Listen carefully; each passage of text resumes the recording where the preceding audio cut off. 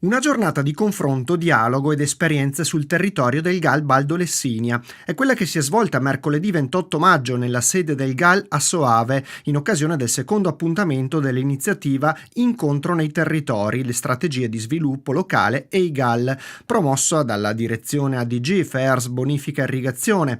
Dopo la tappa inaugurale presso il GAL Montagna Vicentina del 22 maggio, questo secondo incontro ha permesso ai tecnici regionali di toccare con mano le attività e le scelte organizzative e procedurali messe in campo dalla struttura operativa del GAL Baldo Lessinia, impegnata oggi nell'attuazione della strategia di sviluppo locale 2023-2027. A rappresentare l'autorità di gestione erano presenti il direttore dell'unità organizzativa Programmazione e Sviluppo Rurale Jonathan Asti, accompagnato dai colleghi Nicoletta Gusella e Alessandro Simonato, accolti dalla direttrice del GAL Elisabetta Brisighella, affiancata da Matteo Scolari, responsabile animazione e comunicazione, e Daniele Cerretti, responsabile amministrativo. A far visita anche il presidente del GAL Ermanno Anselmi. Sì, sempre un momento stimolante confrontarci con i nostri interlocutori regionali, perché ci permette soprattutto di fare una fotografia sullo stato di avanzamento dei lavori che stiamo portando avanti in questo PSL e soprattutto anche per capire criticità e cose da migliorare. La mattinata è stata dedicata al confronto diretto tra i referenti regionali e i membri della struttura tecnica, che hanno illustrato lo stato di avanzamento della strategia futura, gli esiti dei bandi pubblicati, le criticità riscontrate e le prospettive future. Allora, il significato di questa visita si colloca all'interno delle attività di coordinamento che noi facciamo regolarmente assieme ai GAL e permette nello specifico di entrare proprio nei territori dei GAL, perché la significatività di vedere poi l'applicazione dei PSL, delle strategie sui territori è sicuramente significativo per noi. È un modo di vedere la ricaduta appunto nel territorio, nelle persone che stiamo incontrando ed è stata anche l'occasione, diciamo, per confrontarsi con la struttura tecnica sull'andamento sia da un punto di vista proprio di attuazione, ma sia anche su quelle che sono proprio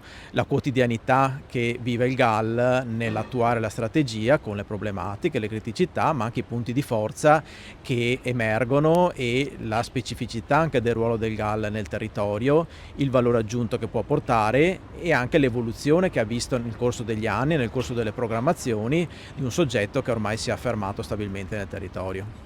Nel pomeriggio la delegazione ha visitato 2 interventi finanziati con i fondi messi a disposizione del GAL. Il primo è stato il panificio Tessari, con un intervento 642 del PSL Insieme 2014-2022, gestito da Marco Tessari assieme alla moglie Paola. Sì, grazie al finanziamento del GAL, perché ci ha dato un bel aiuto, diciamo, per sistemare, stravolgere il negozio che c'è di una volta. Abbiamo fatto questo bel negozio un po' più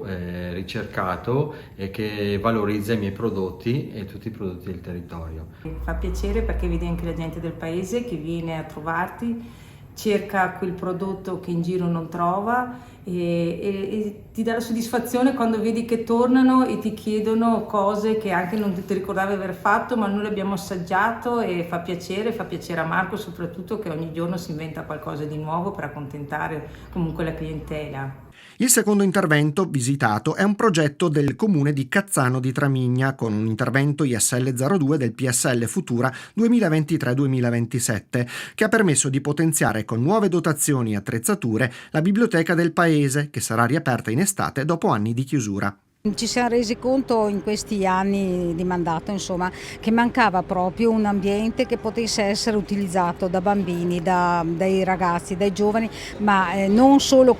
visto come ambiente di divertimento, ma proprio come un ambiente per la cultura, perché secondo me è fondamentale aiutare i ragazzi a crescere utilizzando l'aspetto culturale, e quindi vedere questo spazio che non era utilizzato mi lasciava molto rammarico. Con l'occasione abbiamo pensato bene di ampliarlo e siamo sicuramente contenti di averlo realizzato e sicuramente sarà gradito anche da parte dei nostri ragazzi. Abbiamo colto la palla al balzo proprio grazie al GAL con questo bando, perché altrimenti non saremmo riusciti ad accedere ad altri bandi. Era un bando alla nostra portata, visto che c'era questa piccola parte di compartecipazione, ma io sono grata veramente al GAL per questa opportunità.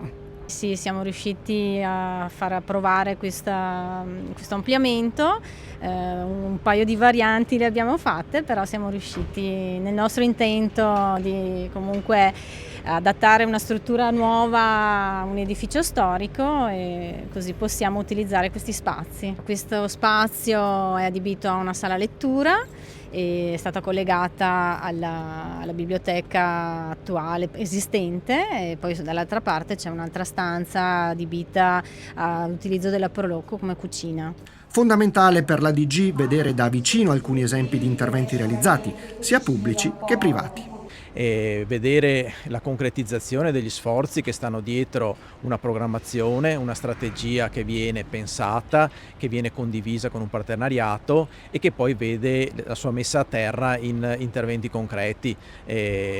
Abbiamo visto un intervento, diciamo,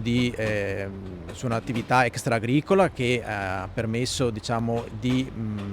rilanciare anche, di valorizzare una realtà di un negozio, diciamo, locale, di un panificio che comunque funge anche da punto di riferimento non solo per il pane ma anche per altre diciamo, necessità e diventa anche un servizio alla fin fine per il territorio in cui è inserito. E un'altra realtà invece che riguarda i servizi in chiave, diciamo, anche futura e di attenzione alla popolazione, di servizi alla popolazione, che è quello di recupero di una biblioteca che non era più aperta e che invece adesso potrà trovare di nuovo una riapertura anche con la possibilità di un'aula studio al servizio degli studenti, e questo sicuramente è un servizio che nell'ottica che viene consegnata al GAL di attenzione ai servizi alla popolazione, in un'ottica anche di attenzione al ripopolamento delle zone anche più marginali, sicuramente riveste un significato centrale di attenzione.